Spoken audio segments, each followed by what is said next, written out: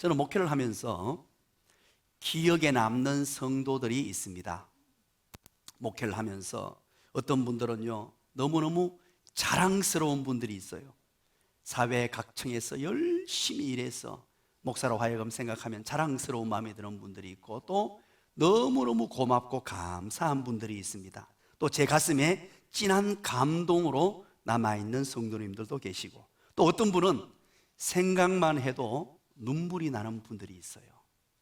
이상한 이 마음입니다. 눈물이 나도록 그렇게 그립고 또 보고픈 분들도 있습니다. 어떤 분들을 생각하면 입가에 미소가 번지는 분들도 있습니다. 수많은 하나님의 백성들을 제 가슴에 담고 있습니다. 지난 한 1개월 넘게 동안 우리 교회가 새롭게 좀 이렇게 수리를 했습니다. 페인트 칠도 하고 수리도 하고 옥상부터 시작해서 외형 전체를 한 1개월 좀 넘게 그렇게 했습니다. 이 일을 위해서 헌신해 주신 분들이 있습니다. 매일같이 나와서 추운 날씨에 그렇게 관리 감독을 하시면서 떨면서도 자리를 지켜주신 우리 사랑하는 장로님, 참 정말로 고마웠어요. 눈물이 나도록 고마웠습니다. 아니면 제가 강대상에 앉아서 어떻게 기도할 수 있겠습니까? 제가 직접 가서 감독을 하고 이것저것 다 돌아봐야 되는데 우리 장로님께서 이 일들을 위해서 몸을 사르지 않고 헌신해 주시고, 그렇게 장로님 고맙습니다 하고 인사드리고 제가 몸 관리 잘하라고 하고 너무 고맙다 그러니까 목사님 무슨 말씀하십니까? 장로가 당연히 해야 되죠. 인사드릴 때마다, 제가 진심을 담아서 인사드릴 때마다 그 대답을 전해 들었습니다. 그런가 하면 그 외에도 우리 장로님들 얼마나 구석구석에서 열심히 헌신하시고 충성하시며 목사를 도와 섬겨주시는지 모릅니다. 그뿐입니까? 우리 교회 구석구석에 모든 우리 일꾼들이 얼마나 많은지 모릅니다. 이번에 성탄 이 장식을 했습니다. 앞에 예쁘죠? 그죠? 이렇게 예쁘게 꾸몄습니다. 3층, 2층, 1층 각 층마다 이렇게 예쁘게 꾸몄습니다. 우리가 이 장식을 담당하는 부서가 있죠. 이번에 그 부서들과 더불어서 우리 젊으신 육부들이 함께 합세했어요. 우리 김미란 목자를 비롯하여 젊으신 분들이 이 일을 위해서 헌신하셨는데 얼마나 재밌게 헌신하시는지, 너무 재밌게 헌신하시는 모습을 보고 제가 행복해가지고 사진을 다 찍어놨어요. 너무너무 기분이 좋았어. 정말로 기분이 좋고 고마웠습니다. 또 이 일에 헌신한 오늘 앞부분은요, 우리 앞에 앉아 계신 이연주 자매라고 우리 이제 농아인이십니다. 인이신데 상당한 실력을 가지신 분이에요. 이렇게 예쁘게도 꾸며 두셨어요. 참 고맙고 감사합니다. 사랑하는 여러분, 록펠러라는 사람은 석유왕으로 불립니다. 이 석유 사업을 어마어마하게 일구어서 전 세계에 독보적인 존재가 되었는데 우리는 록펠러만 기억하죠. 그러나 여러분, 록펠러에 대해서 조금 관심 있게 관심을 기울이고 이분을 바라보았던 사람은 혼자 이 일을 하지 않았다는 것을 알게 됩니다. 그와 더불어서 함께 했던 사무엘 앤드루스라는 사람이 있습니다. 이분은 영국의 기술자입니다. 제유법을 발명한 사람으로 이 사무엘 앤드루스가 없었으면 록펠러는 있을 수 없었어요. 탁월한 기술자였습니다. 그가 최측근에서 이름도 없이 빛도 없이 그를 조력하고 도왔기 때문에 그게 가능했고요. 또 한 사람이 있습니다. 헨리 후라그라라는 사람이에요. 헨리 후라그라라는 사람은 조직력과 관철력에 있어서 록펠러를 훨씬 능가하는 탁월한 사람이었어요. 이 록펠러가 록펠러 되게 되었던 이유는 그 주변에서 함께 동력하며 협력했던 사람들입니다. 하나님의 교회 또한 마찬가지입니다. 하나님의 사람들이 각자의 자리에서 어떻게 헌신하고 섬겨주느냐에 따라서 교회가 정말로 좋은 교회, 성경적인 교회로 세워지느냐 그렇지 못하냐, 이것이 판가름 납니다. 우리는 오늘 로마서 마지막 장 16장을 펼쳐놓았습니다. 이 본문을 읽어보면 바울의 인간미가 진하게 배어있는 아름다운 내용이라는 사실을 금방 알 수 있습니다. 오늘 이 16장을 읽어보면요, 바울의 감사가 있습니다. 바울의 감동이 있습니다. 바울의 눈물이 있어요. 저는 이 본문 사람 이름만 기록하고 넘어가는 본문이에요. 이 본문을 지난 한 주간 동안 묵상을 했습니다. 읽고 또 읽으면서 저는 사람 이름 읽다가 감동된 적이 잘 없거든요. 모르는 사람들이에요. 전혀 우리 교회 김종국 장로님, 이찬하 장로님, 신학근 장로님, 원성강 장로님 이름이 기록된 게 아니고 전혀 모르는 생소한 베베 그래요. 베베 이렇게 기록된 사람의 이름을 읽다가 제가 진한 감동을 먹고 너무너무 감사하고 눈가에 눈물이 맺히는 것을 경험하게 되었습니다. 오늘 이 본문은 바울이 로마 교회 성도에게 전하는 훈훈한 사랑의 내용입니다. 사랑하는 동역자들을 가슴에 담고 감사가 넘쳐나는 내용이에요. 사랑하는 동역자들을 향한 바울의 그리움이 묻어나는 그런 내용입니다. 왠지 모를 가슴 찡함. 이 본문을 읽다 보면 바울의 눈가를 주목하게 되고 바울의 심정을 주목하게 되는데 바울의 심정이 뜨거웠을 것이고 바울의 눈가에는 눈물이 맺혀 있었을 것이라고 오늘 본문을 깊이 연구하면 알게 됩니다. 이 마지막 장 안에는 예수를 위해 살고 예수 그리스도를 위해 죽겠다고 하는 불타는 소명감을 가진 그런 사람들, 일단의 사람들이 소개되어 있습니다. 여기에 기록된 사람들은 세상 사람들이 이해할 수 없는 정말로 멋진 삶을 한 생 동안 살았던 사람입니다. 그래서 저는 이런 생각을 해보았어요. 이 로마서 16장을 이렇게 한번 그림 언어로 표현했으면 좋겠다 하는 생각을 해보았습니다. 정 가운데 바울이 서 있습니다. 그리고 37명의 사람들이 바울 주변에 쫙 펼쳐져 있어요. 그리고 이 37명의 사람들, 바울을 포함해서 38명의 사람들인데 이름을 기록하지 않은 사람들은 제가 제외시켰습니다. 일단 바울과 이 37명의 사람들이 활짝 웃고 있어요. 활짝 웃고 있는데 그러나 그들의 눈가에는 눈물이 맺혀 있고 감동스러운 모습으로 단체 사진을 쫙 찍었어요. 여러분, 제가 이렇게 이 본문을 주의해 놓고도요, 제가 감동이 됐어요. 그래서 오늘 오후에는 우리 장로님들 사진 찍으려고 그래요. 단체 사진을. 가만 생각하니까 우리 장로님들과 함께 단체 사진 찍은 게 하나도 없어요. 이렇게 아름다운 모습이 바로 로마서 16장에 있는 내용입니다. 37명의 아름다운 사람들. 바울 하면 떠오르는 생각이 있습니다. 여러분, 첫인상이 매우 차가운 사람이에요. 시형을 가진 분이라서 매우 차갑고 또 철두철미하고 완벽한 분이었기 때문에 또 거룩하고 근엄하고 오직 예수만 아는 분이었고 세상 일에 대해서는 관심이 없었고 오직 외골수로 살았기 때문에 우리 마음속에 접근하기 어려운 사람이라는 생각이 뇌리 속에 남아 있습니다. 또 가까이 갈 수 없는 조금 근엄하고 무서운 사람이라는 생각을 우리가 가지고 있는 것이 사실입니다. 그런데 오늘 본문을 보면 전혀 그렇지 않다는 것을 우리는 깨닫게 됩니다. 물론 바울에게 적도 있었습니다. 그 대적은 어떤 사람들이었습니까? 예수 그리스도의 복음을 반대하는 사람들에 대해서는 단호했기 때문에 그들과는 대적이 되었습니다. 그러나 모든 사람들을 사랑으로 섬기며 사람을 좋아하는 지도자였어요. 사람 중심의 지도자였습니다. 우리는 예수 믿는 사람들은 기억할 수 있어야 됩니다. 사람을 사랑하고 좋아해야 돼요. 사람 중심이어야 돼요. 일은 조금 늦게 해도 상관없습니다. 일은 나중에 해도 상관없어요. 일 때문에 사람이 상처받고 일 때문에 하나님의 백성들이 눈물 흘리는 일은 없어야 합니다. 우리는 본문에서 바울의 위대성을 발견하게 되는데 이렇게 평범했던 사람들, 이 사람을 좋아하는 바울이 이 평범했던 사람들을 다 만나요. 그런데 바울을 만나면 이렇게 평범했던 사람들이 위대한 하나님의 사람들로 바뀌게 되더라는 것입니다. 바울을 만나서 예수 그리스도를 소개받고 예수님을 믿기만 믿으면 기가 막힌 변화들이 일어났어요. 놀라운 변화가 일어났습니다. 평범했던 사람들이 위대한 하나님의 사람들로 하나님의 나라 일꾼들로 바뀌어지는 것을 우리는 보게 됩니다. 그 위대한 하나님의 사람들, 평범했던 그 사람들이 위대한 사람으로 바뀌어진 내용, 그 사람들의 면면을 오늘 본문에서 우리에게 소개하고 있습니다.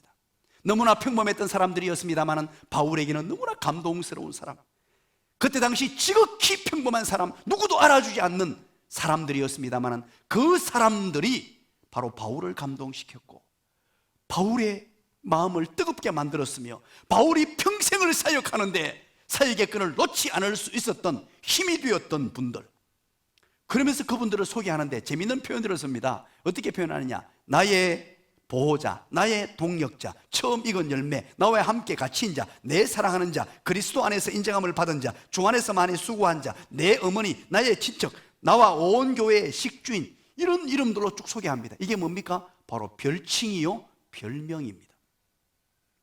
바울은 그들을 소개하면서 이분들 한 분 한 분을 할애하기가 너무 양이 많으니까 간략하게 임팩트 있게 바로 별칭을 소개하고 별명을 소개하면서 이분들이 어떤 분들이었다는 것을 자랑하고 있습니다. 이분들 때문에 내가 이렇게 존재할 수 있었고, 이분들 때문에 내가 이렇게 복음 사역을 할 수 있었으며, 이분들 때문에 내가 이런 아낌없는 헌신과 충성, 복음 전도에 혼신의 힘을 다할 수 있었다라고 이야기하는 것입니다. 오늘 이 본문은 40여 명의 기가 막힌 간정 이야기입니다. 간정을 소개하고 있어요. 그러나 이 많은 이야기들을 다 소개할 수는 없고 오늘 이 본문 1절부터 16절까지를 전체적으로 한번 요약해서 살펴보려고 합니다. 전체적으로 요약해서 바울과 함께한 사람들, 바울에게 감동을 주었던 사람들, 바울의 사역에 동력을 주고 힘을 주었던 사람들, 바울이 쓰러지고 힘들어갈 때마다 힘을 주어서 세계의 선교 비전을 일구어내고 하나님의 나라 사역에 일익을 담당하고 충성스럽게 할 수 있도록 만들었던 조력자들, 옆에서 함께했던 협력자들, 동력자들, 이 사람들을 오늘 여러분들에게 하나님의 말씀은 소개하고 있습니다. 먼저 1절, 2절에서 소개하는 한 사람이 있습니다. 우리 1, 2절을 한번 읽어봅니다. 다 같이 읽습니다. 시작. 내가 갱그레아 교회의 일꾼으로 있는 우리 자매 프에베를 너희에게 추천하노니 너희는 주 안에서 성도들의 합당한 예절로 그를 영접하고 무엇이든지 그에게 소용되는 바를 도와줄지니 이는 그가 여러 사람과 나의 보호자가 되었음이라. 아멘. 먼저 첫 번째로 소개되는 사람이 교회 일꾼이요 바울의 보호자 프에베라는 사람이에요. 이분은 여인입니다. 여인. 교회 일꾼 되고 나의 보호자라고 하는데 여자 이름을 가장 먼저 소개를 하고 있습니다. 16장에는 이 37명 중에 여자분들이 그렇게 많지 않아요. 한 7, 8명 정도일 것으로 그렇게 보입니다. 그런데 가장 먼저 이 베베라는 여인을 소개하고 있습니다. 베베는 고향이 어디일까요? 오늘 본문에 소개합니다. 여러분 읽어주시죠. 어디요? 갱그레아가 어디입니까? 이 항구 도시예요. 지금 여러분 그리스의 고린도입니다. 고린도 항구 도시에 겐그레아라는 지역이 있었습니다. 그곳에서 살고 있는 사람인데 바울이 고린도에 가서 교회를 세웠습니다. 바울이 고린도에 가서 교회를 세웠는데 그때 누구를 만났느냐? 베베를 만난 거예요. 바울은 만나는 사람마다 복음을 전하죠. 이 여인에게 복음을 전했습니다. 복음을 듣고 이 여인은 변화가 일어납니다. 놀라운 변화가 일어나요. 그래서 예수 믿는 자가 되고 오늘 바울은 이 여인을 소개하는데 가장 먼저 소개합니다. 이 여인을 어떻게 소개하느냐? 먼저 교회의 일꾼이라고 소개합니다. 일꾼이라는 단어 이 원어로 보면 번역을 이렇게 할 수 있어요. 집사님, 집사예요. 집사. 정확하게 번역하면. 그렇다면 여러분 이 문제가 보통 문제가 아니었어요. 이 학자들이 이걸 가지고 이렇게 생각했습니다. 초대교회에 집사가 있었느냐는 거예요. 이때 당시 교회가 생긴 지 얼마 안 되는데 금방 고린도 교회가 생겨나고 지금처럼 교회의 직제 여러분들처럼 집사로 임명할 수 있었냐는 거예요. 여러분 어떻습니까? 지금의 집사가 맞습니까? 아닙니까? 다시 묻겠습니다. 지금의 집사가 아닙니까? 아닙니까? 오늘날처럼 이런 집사 직분이 아니에요. 직분이 아니고 바로 이분이 일꾼이었는데 왜 집사라고 별명이 붙어졌냐 하니까 너무너무 충성스럽게 헌신을 잘했기 때문이에요. 하나님의 나라와 복음을 위하여, 교회를 위하여, 교회의 지도자였던 바울을 위하여 얼마나 충성스럽게 잘 섬기고 봉사하고 열심히 했던지 많은 사람들이 그냥 일꾼, 베베라는 이름보다 일꾼, 집사 이렇게 말했던 거예요. 그래서 자연스럽게 그의 별명처럼 된 것이 바로 교회의 일꾼. 혹시 여러분 사도행전에 등장하는 요셉이라는 사람을 아십니까? 요셉의 별명은 무엇이었죠? 바로 시작합니다. 시작. 바나바. 바나바의 이름이 요셉이에요. 원래 이름은 요셉인데 사람들이 바나바를 보니까요, 이 바나바라는 뜻은 위로자라는 뜻이에요. 위로를 너무너무 잘하니까 교회에서 만나는 사람마다 위로하니까 많은 사람들이 부르다 보니까 그의 별명이 되었고, 그 별명이 많은 사람들이 머릿속에 남아서 이름은 잊어버리고 요셉이라고 안 부르고 그냥 바나바로 불러버렸어요. 그런 것처럼 오늘 이 베베라는 여인도 마찬가지입니다. 교회에서 얼마나 충성스럽게 헌신하고 열심히 헌신했던지 바로 일꾼, 집사 이렇게 부르면 모든 사람들이 다 알았습니다. 이것은 직분이 아니에요. 직분이 아니고 그의 별명이었고 교회를 위한 충성과 헌신과 섬김으로 나타난 결과물이었습니다. 그리고 또 한 가지 얘기하죠. 여러 사람과 나의 보호자라고 말합니다. 이 베베는. 그래서 이게 보호자라는 의미가 무엇일까? 이것 가지고 우리 성경을 주의하는 주석학자들이 여러 가지 견해를 내어놓습니다. 먼저 이런 견해를 내어놓습니다. 보호자라고 하니까 아마 경제적인 후원을 한 사람일 것이다. 이 바울의 경제적인 후원자가 되었을 것이다. 그리고 여러 사람에게 경제적인 후원을 냈을 것이다. 이게 한 가지 첫 번째 생각이에요. 또 한 가지는 뭐냐니까 비서 일을 했기 때문에 이렇게 표현했을 것이다 라고 합니다. 우리 22절 한번 보죠. 거기에 비서 역할을 했던 한 사람이 등장하는데요. 22절 다 같이 한번 읽어봅니다. 시작. 이 편지를 기록하는 나 드디어도 주 안에서 너희에게 문안하노라. 자, 이게 무슨 말입니까? 이제 마지막 인사를 하면서 바울이 인사를 하는데 갑자기 누가 등장합니까? 나 드디어가 이 편지를 쓴다는 거예요. 이게 뭐냐니까 편지를 대필했던 사람이에요. 이분이 바울이 직접 글로 적은 게 아니고 바울이 말로 하면 드디어라는 사람이 편지를 기록했다는 것입니다. 그래서 기록해가지고 쭉 하는데 마지막 인사할 때 인사 부분에 와서 이제 막 인사를 할 때 그 빈 칸에다가 드디어가 자기 이름을 살짝 적어 넣은 거예요. 요거는 바울이 안 불러준 겁니다. 그래서 나 드디어도 하고 여러분들 무난합니다. 드디어가 이걸 기록했습니다. 이 드디어의 역할이 뭐냐니까 비서 일을 감당한 거예요. 바울을 위해서 헌신하고 바울을 위해서 섬기며 바울을 위해서 모든 일을 아낌없이 했던 비서일. 그래서 여러분 이 도대체 그렇다면 오늘 본문에 등장하는 베베는 무엇을 했을 것인가? 오늘 본문을 깊이 알아보고 전체를 봤을 때 더 정확하게 이야기하자면 바로 경제적인 후원자라고 보는 것이 타당할 것입니다. 바로 이 베베라는 여인은 바울의 경제적인 후원으로 아낌없는 헌신을 했습니다. 이때 당시에요 참 어려웠습니다. 바울이 뭐가 있습니까? 돈도 없고 가진 것도 없고 재산도 없고 아무것도 없이 그냥 빈 몸으로 하나님의 복음을 위해 사역했던 분이잖아요. 그러다 보니까 너무너무 어려웠는데 이 어려움을 감당해주고 후원해 주었던 사람이 바로 이 베베였다는 것입니다. 오늘 이 본문을 저는 가만히 묵상하면서 저의 지난 세월을 한번 돌아보았습니다. 1989년도부터 시작해서 저의 사역이 시작되었습니다. 벌써 30여 년이 지나버렸네요. 8월부터 그렇게 사역을 했는데 1989년도 고산중한교회에 첫 임지로 부임을 받고 사역을 했습니다. 그때 생활비가 7만 원이었어요.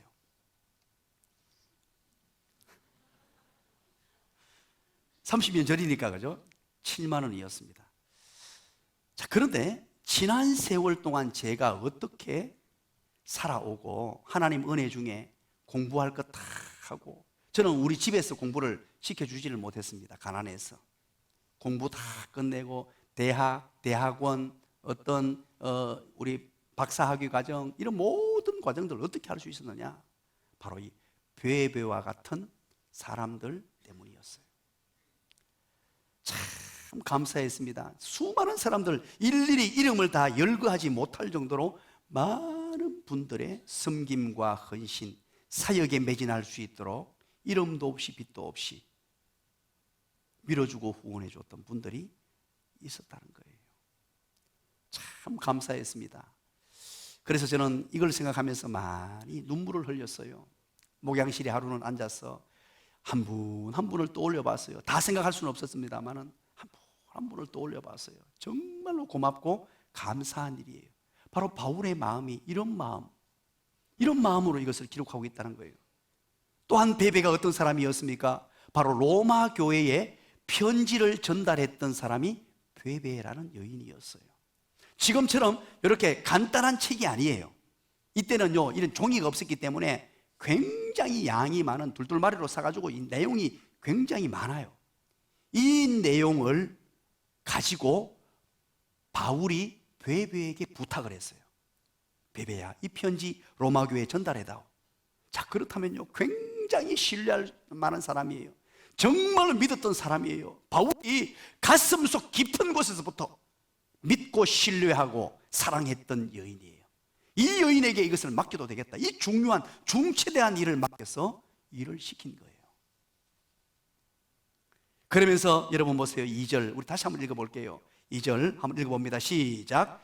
너희는 주 안에서 성도들의 합당한 예절로 그를 영접하고 무엇이든지 그에게 소용되는 바를 도와줄지니 이는 그가 여러 사람과 나의 보호자가 되었음이라. 아멘. 이 편지를 보내면서 이렇게 말합니다. 너희는 주 안에서 성도들의 합당한 예절로, 로마 교인들이요 정말로 귀한 분을 내가 보냅니다. 이 편지를 들고 가시는 분은 너무너무 귀중하고 소중한 분입니다. 이분이 여러분에게 갈 때 합당한 예절로 그를 영접해 주십시오. 합당한 예절을 갖추어서 그를 영접해 주시고 그에게 필요한 모든 것들을 공급해 주고 그를 도와주시고 그녀가 머무는 동안에 필요한 모든 것들을 다 사랑으로 해 주십시오. 이분은 너무너무 귀중하고 소중한 분입니다. 바울이 그렇게 표현을 해요. 지도자가 누구에게라도 마음 놓고 추천할 수 있는 사람, 지도자가 어떤 사람에게든지 이분은 정말로 믿을 만한 사람입니다. 이분을 지극정성으로 대접해 주시고 이분을 존귀하게 여겨 주십시오. 이분은 하나님이 인정하는 분이요 지도자가 인정하는 분입니다. 교회 안에서 남몰래 봉사하고 후원자 노릇을 하며 숨은 손들이 되어서 섬겨주는 이 여인의 삶. 아마 이 바울은 오늘 이 로마서를 마무리 지으면서 많이 감격스러워했을 것입니다. 베베라는 이 여인을 생각하면서요 정말로 뜨거운 가슴을 가졌을 것입니다. 두 번째는 누굽니까? 3절에 등장합니다. 한 부부가 등장하죠. 둘째로 우리에게 소개하는 사람은 바울의 동력자 브리스가와 아굴라 부부입니다. 오늘 이 본문은 소개하기를 나의 동력자라고 소개합니다. 3절에 한번 읽어봅니다. 3절 시작. 너희는 그리스도 예수 안에서 나의 동력자들인 브리스가와 아굴라에게 문안하라. 아멘. 자, 제가 한 가지 여러분에게 질문을 던집니다. 대답을 해 주시기 바랍니다. 오늘 여기에서 남자가 누굽니까? 시작. 브리스가 아굴라. 자, 그럼 묻습니다. 남자가 누굽니까? 1번 아굴라, 2번 아굴라, 3번 모르겠다. 아굴라예요.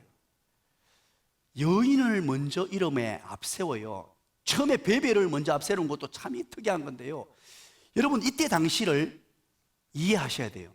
이때 당시는 여인들은 노리개 취급을 당했습니다. 인격을 인정받지 못한 때였고요. 여인들은 족보에도 오를 수 없으며 이름이 없는 시절이에요. 그리고 특히 부부지간에 말할 때는요 여인을 먼저 앞세운다는 것은 있을 수 없는 문화예요. 이것은 파격적이고 충격적인 그런 내용입니다. 여인의 이름을 먼저 앞세우고 있습니다. 그리고 뒤에 남자, 브리스가가 여인이고 아굴라가 남자예요. 자, 그런데 보세요. 이 여인을 앞세운 것 때문에 이것 또한 학자들이 조금 고민에 빠졌습니다. 왜 이렇게 했을까? 왜 여인을 앞세웠을까? 고민에 빠졌어요. 그래서 어떤 학자는 이렇게 얘기하기도 합니다. 어떤 학자의 얘기입니다. 제가 주석을 쭉 읽다 보니까 이런 내용도 있었어요. 그 내용이 뭐냐 하니까 브리스가는 로마의 귀족 출신이고, 그리고 여자 브리스가는 로마의 귀족 출신이고, 아굴라는 바로 노예 출신이었다. 그래서 두 사람이 만나서 결혼했는데 노예와 주인이 만나서 결혼해서 여인을 앞세웠다, 이렇게 주의하기도 합니다. 그러나 이것은 전혀 근거 없는 것입니다. 그것 아니에요. 이렇게 표현할 정도로, 다른 식으로는 해석이 안 되니까 이렇게 표현할 정도로 파격적인 일이었습니다. 여인이 그만큼 헌신하고 충성스러웠어요. 오늘날 저는 이 본문을 보면서 저 나름대로 이렇게 깊이 생각을 해봤습니다. 그러면 오늘날 교회는 어떻습니까? 여러분들 옆에 있는 우리 여성 동지 여러분 한번 바라봐 보시기 바랍니다. 어떠세요? 야, 우리 교회에 우리 찬양대 지휘자가 남자입니까? 여자입니까? 우리 교회 부엌에서 봉사부로 죽을 돈 살돈 모르고 일하시는 분들이 여자입니까? 여자입니까? 야, 우리 찬양대 대원 중에 여자가 많습니까? 여자가 많습니까? 우리 교회에 앉아있는 분들 중에 여자가 많습니까? 여자가 많습니까? 여자분들 여러분 무시하면 안 됩니다. 여자분들 옆에 있는 남자분들에게 얘기해 보시기 바랍니다. 날 무시하지 마세요. 자, 이분들이 사도행전 18장에 가면요, 2절에 보면 이 브리스가와 아굴라 부부가 주 53년쯤 됐을 때입니다. 그때 당시 로마의 황제가 글라우디오 황제입니다. 이 글라우디오 황제가 통치하는 시절에 로마에서 뭘 했냐니까 칙령을 내려가지고요, 유대인들 전부 다 추방을 시켜버렸어요. 반유대 정책을 쓴 왕이 바로 글라우디오 황제라는 분이에요. 그러다 보니까 이 로마에 살았던 브리스가와 아굴라 부부가 로마에 살 수가 없었습니다. 그래서 짐을 사들고 어디로 가느냐? 바로 그리스의 고린도로 갑니다. 고린도란 도시로 가게 돼요. 고린도로 가는데 거기서 누구를 만나느냐? 바울을 만나는 거예요. 조금 전에 말씀드렸죠. 바울은 만나는 사람마다 무엇을 전했습니까? 복음을 전했죠. 바로 이 고린도에서 고린도 이사를 갔다가 바울을 만났습니다. 브리스가와 아굴라 부부가. 거기서 예수 복음을 듣고 인생이 완전히 뒤집어져요. 그리고 이때 당시 브리스가와 아굴라가 한 일이 있었습니다. 천막을 만드는 일을 하고 살았어요. 그걸 장사하고 살았단 말이에요. 천막 제조업을 하고 있었습니다. 그런데 거기에 바로 바울도 함께 장사를 합니다. 천막 제조업으로 사업을 같이 해요. 여러분, 사업을 같이 했다고 하니까 조금 분위기가 이상하지 않습니까? 아니, 바울이 사역자인데 무슨 사업을 같이 합니까? 이런 생각이 들죠. 자, 이 의미를 여러분 알아야 돼요. 이때 당시 바울이 거처할 집도 없었습니다. 그는 순례자였어요. 전도하다가 이곳에 있다가 이곳으로 가고 옮겨다니며 전도했던 사람이기 때문에 집도 없었고 아무것도 없었어요. 가진 것도 없었습니다. 바로 이때 고린도에 있던 브리스가와 아굴라 부부가 자기 집을 열었어요. 열고 바울을 초대했고 바울이 그 집에서 살도록 만들었으며 그들이 하는 천막업도 같이 하면서 완전히 한 식구가 되었다는 의미예요. 바울을 위해서 모든 것 다 내어줬다는 뜻입니다. 천막도 집도 밥도 음식도 방도 이불도 모든 것을 바울을 위해서 다 주는 삶을 산 사람이 누구냐? 바로 브리스가와 아굴라라는 이 부부였다는 것입니다. 그리고 고린도에서 에베소로 바울은 갑니다. 이제 고린도 교회를 1년 6개월 동안 섬겨서 에베소로 가요. 그런데 누가 따라가죠? 보따리를 사들고 이사를 갑니다. 누가? 브리스가와 아굴라가 따라갑니다. 그리고 그 이후에 브리스가와 아굴라는 어디로 이사를 갑니까? 로마에서 이제 반유대 정책을 철회합니다. 그래서 다시 로마로 돌아가요. 로마로 돌아가는데 그것 또한 바울을 맞이하기 위한 준비였습니다. 참 기가 막힌 멋진 삶이죠, 이 한 부부가요. 그런데 여러분 보세요. 오늘 바울이 이 브리스가와 아굴라를 뭐라고 소개했다 그랬죠? 동력자라고 소개했어요. 여러분, 동력자가 어떤 의미입니까?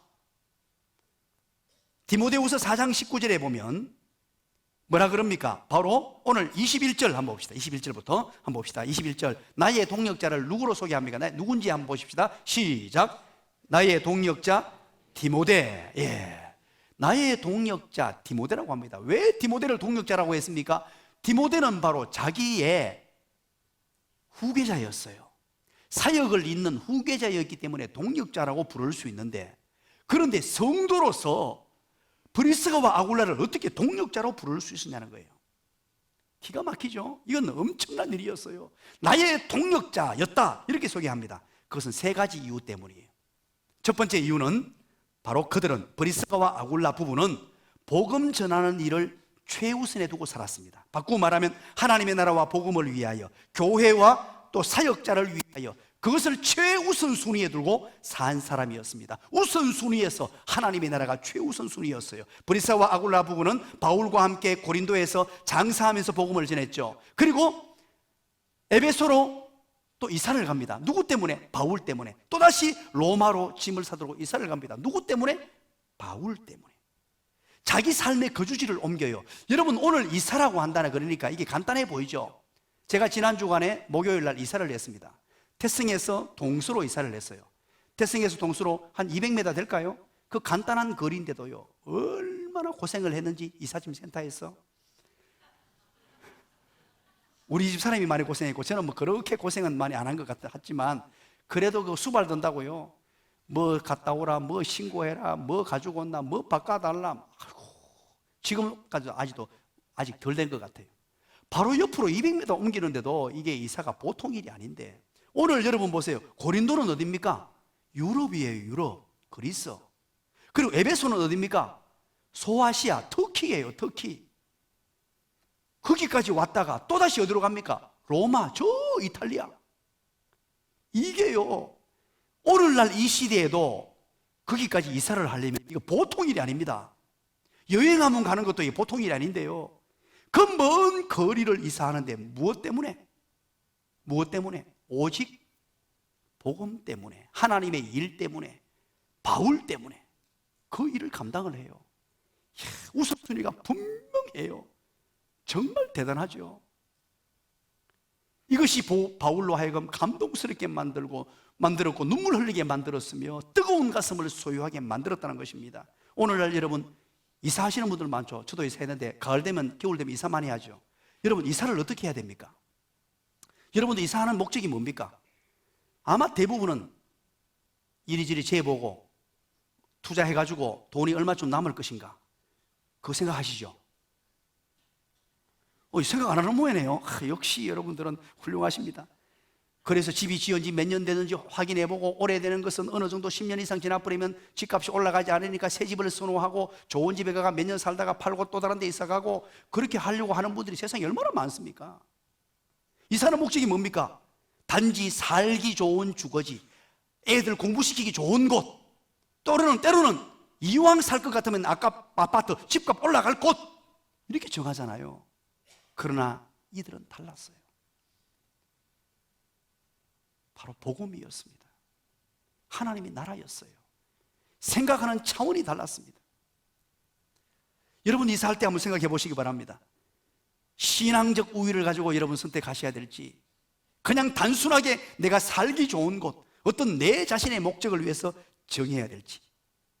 오늘 브리스가와 아굴라 부부는 오직 복음이었고, 복음 사역자였고, 복음 사역자와 동력하기 좋은 곳으로 하나님의 나라와 교회였다는 것입니다.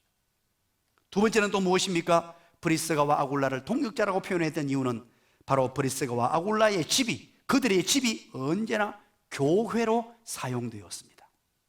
이것 또한 기가 막힌 일이었습니다. 고린도에서 예수를 믿고 처음 하나님의 자녀가 되었습니다. 고린도에서 천막 짓는 사업을 했어요. 그 사업을 하면서 곧바로 집을 열어버렸어요. 열고 바로 지도자였던 바울을 그 집에 초대하고 한 식구처럼 그를 섬겼습니다. 그래서 바울은 천막일도 도우면서 함께 사는, 말 그대로 한 식구, 한 가족으로 삼아버렸어요. 이거 보통 일이 아니죠. 내 집을 이렇게 공개하고 바울에게 내어주고, 그뿐만 아니고요, 교회로 삼아서 그곳에 예배할 수 있도록 만들어버렸어요. 그리고 에베소로 갔습니다. 에베소 집 또한 마찬가지입니다. 동일하게 그 집을 내어놓았습니다. 또 로마로 갔을 때도 마찬가지입니다. 기가 막힌 일이죠. 특별히 여러분 집을 오픈할 때는요, 집을 오픈하고 이사할 때는 여자의 입김이 대단하죠. 오늘 오후에는 여자 얘기를 제가 좀 해드릴게요. 아주 재미있는 얘기. 사랑하는 여러분, 왜냐하니까 이 부인들은요, 집이 안식처입니다. 특히 여자들에게는 집이 너무너무 중요해요. 부인에게 있어서 자기의 프라이버시가 보장되는 곳이 바로 집입니다. 자기의 소박한 꿈을 키워볼 수 있는 것도 여자분들은 집에서 그 소박한 꿈을 키우고 집 꾸미는 재미, 집에서 사는 재미, 내 개인의 취향, 뭐 여러 가지 아담하고 사랑스러운 것, 그 여인들이 너무너무 소중하게 여기는, 남자보다도 여인들이 더 소중하게 여기는 것이에요. 그래서 집을 오픈한다는 것은 여자분의 동의 없이는 두 번 죽어났다 깨나도 안 됩니다. 그렇다면 여러분 보세요. 오늘 이 브리스가와 아굴라 부부가 집을 오픈했다는 것은 누구의 영향이 크죠? 브리스가입니다. 그것도요, 여러분 한 달 정도, 뭐 일주일 정도 오픈하는 건 쉽잖아요. 일주일 정도 집을 오픈해서 선교사님을 모시고 한 달 정도 선교사님을 모시고 집을 오픈하고 이럴 수 있어요. 그러나 평생을 그렇게 산다는 것은, 이사야 가는 곳곳마다 그걸 생각하면서 살았다는 것은 이건 보통 일이 아닙니다. 세 번째는 무엇입니까? 4절에 보니까 재미있는 표현을 씁니다. 그들은 내 목숨을 위하여 자기들의 뭐까지도 내어놓았다고요? 목까지도 내어놓았다. 야, 이런 표현을 씁니다. 목을 내어놓았다. 이 말이 무슨 뜻일까요? 이것은 바로 생명을 아끼지 않았다는 말입니다. 그래서 세 번째, 바울을 위하여 생명도 아끼지 않았습니다. 바울을 위해서라면 생명도 아끼지 않고 그런 생명을 내어놓을 각오를 했습니다. 왜 그렇습니까? 바울을 위하는 것이 곧 주님을 위하는 것임을 알았기 때문이에요. 바울이 복음 사역을 했기 때문에 바울을 위하는 것 자체가 바로 하나님을 위하는 것이요, 하나님의 복음을 위하는 것이요, 하나님의 교회를 위한다는 사실을 알았습니다. 아굴라 브리스가 부부는 참 대단한 분이었어요. 이거 누구나 할 수 있는 것 아닙니다. 여러분, 만약에 바울에게 충성을 했을 때 얼마나 많은 사람들이 오해하고 곡해하고 수많은 말로 하겠습니까? 그 충성 말라고 사람한테 하노? 사람한테 할 이유가 없다 그러고 얼마나 많은 사람들이 빈정댔겠어요, 교회 안에서도. 그러나 그 모든 것 뒤로 하고 활짝 웃으면서 충성을 다했던 그들의 모습이에요. 그리고 세 번째 등장하는 사람이 있습니다. 바울의 고난에 동참했던 안드로니고와 유니아라는 사람이에요. 7절입니다. 7절 한번 읽어볼까요? 시작. 내 친척이요 나와 함께 갇혔던 안드로니고와 유니가에게 문안하라. 그들은 사도들에게 존중이 여겨지고 또한 나보다 먼저 그리스도 안에 있는 자라. 아멘. 나보다 먼저 그리스도 안에 있다 그럽니다. 예수를 먼저 믿었단 말이에요. 친척인데 예수를 먼저 믿었던 친척이 있었어요, 바울에게. 그가 누구냐? 안드로니고와 유니아입니다. 여러분, 먼저 믿은 친척이 뭘 했느냐? 왜 나의 친척이고 먼저 믿었다고 소개하냐면, 이 바울을 위하여 남모르는 눈물의 기도와 전도가 있었다는 뜻이에요. 예수님을 먼저 믿은 사람이 남모르는 눈물의 기도, 헌신하고 충성했던 사람. 그래서 오늘 여러분들 이 자리에 앉아 있었던 이유, 여러분들 모르는 수많은 사람들의 눈물의 기도와 헌신이 있었어요. 바로 그 헌신자가 누구냐? 바울 되게 만들었던 사람이 누구냐? 바로 친척이었던 안드로니고와 유니아라는 사람이라는 거예요. 이분이 내 친척이었는데 나를 전도하기 위하여 눈물 뿌려 기도했으며 숨어서 나를 도왔던 사람이다. 그러면서 뭐냐? 중요한 것, 나와 함께 갇혔던이라고 말합니다. 이 갇혔던이라는 말은 바로 고난을 함께 했다는 것입니다.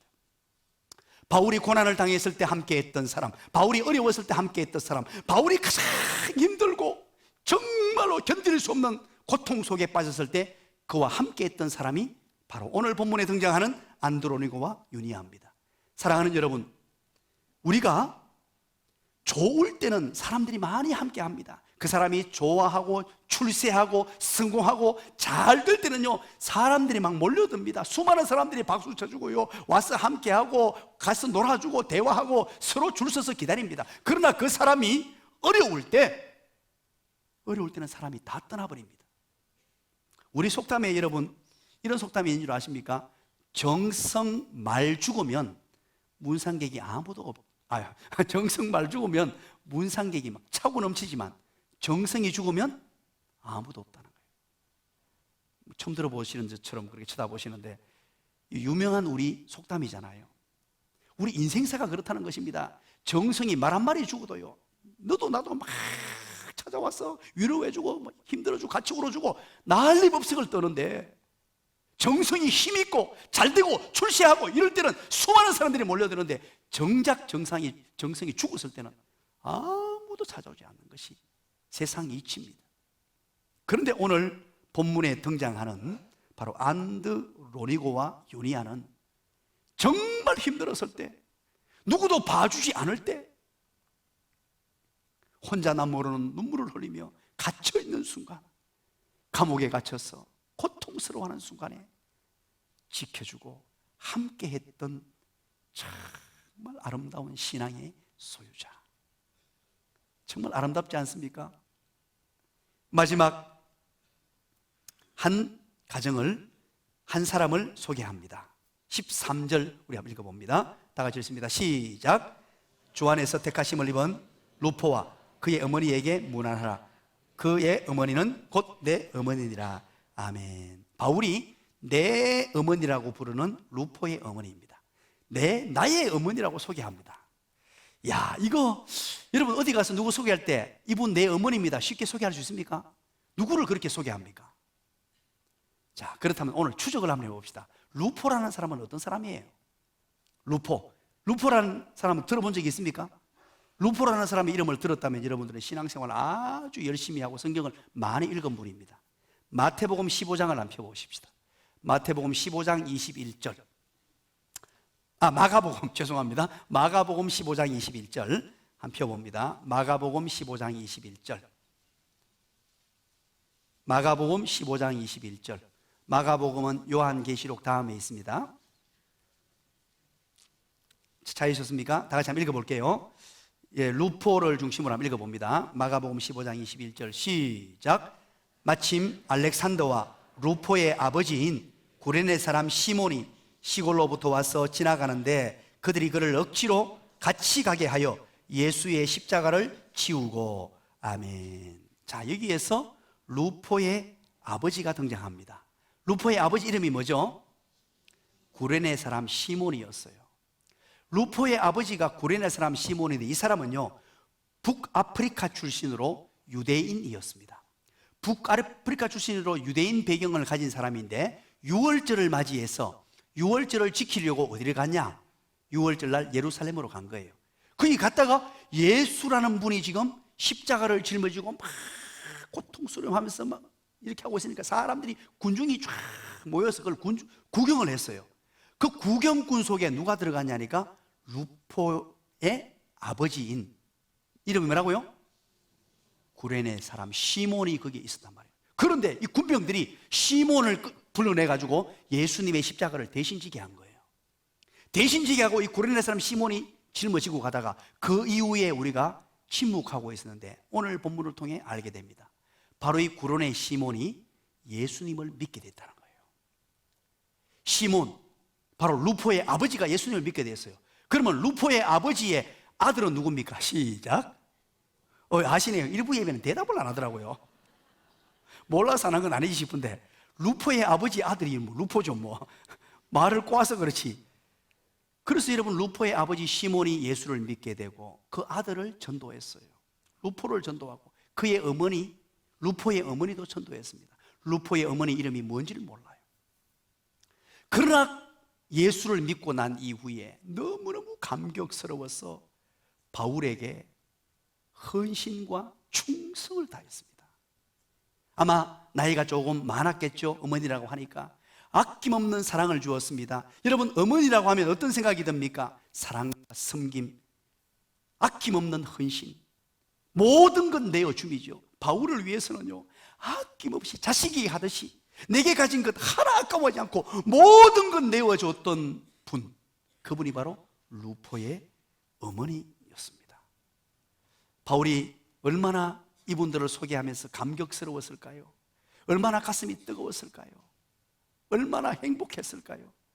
이 수많은 사역을 하면서 이런 분들, 이름 없이 빛도 없이 살아왔던 사람들, 우리가 이름이 들어도 너무 생소한 분들, 전혀 루포의 어머니는 이름도 밝히지 않아요. 이름이 없었던 그 한 여인, 연세 많으신 한 여인, 그 수많은 사람들을 소개하고 있는 이 하나님의 말씀. 왜 이것을 우리에게 오늘 소개할까요? 바울은 어떤 의도로 성령의 감동으로 이것을 소개할까요? 성경은 영감된 사례집이다 라고 어느 신학자가 말했습니다. 영감된 사례집이라는 뜻이 무엇입니까? 성경에는 우리가 배우고 본받아야 될 아름다운 삶의 이야기를 다양하게 기록하고 있다는 뜻이에요. 왜 그렇게 기록하느냐? 이분들의 모습을 본받고 우리도 그렇게 섬기며 살자라는 뜻이에요. 소개된 이 수많은 사람들과 함께 여러분 함께 동역해 보기를 원치 않습니까? 바울과 함께 했던 사람들, 나눔과 섬김의 교회에서 하나님이 세워주신 목사인 이경구 목사와 함께 했던 사람들, 기가 막히지 않습니까? 하나님께서 그 이름을 기억하시고 함께 했던 사람들, 그래서 우리 교회에 이런 분들이 가득 넘쳐나기를 소망합니다. 각자의 삶의 터전에서 자랑스러운 존재로 사역하시고 하나님의 나라와 교회를 위해서, 복음을 위해서 충성스럽게 일하는 분들, 그래서 목사가 나갈 때마다 자랑할 수 있는 분들, 목사가 날마다 간증할 수 있는 분들, 목사가 정말로 힘주어서 많은 사람들을 소개해 줄 만한 분들, 그분들이 바로 이 자리에 앉아있는 분들이 되시기를 주님의 이름으로 간절히 축원드립니다.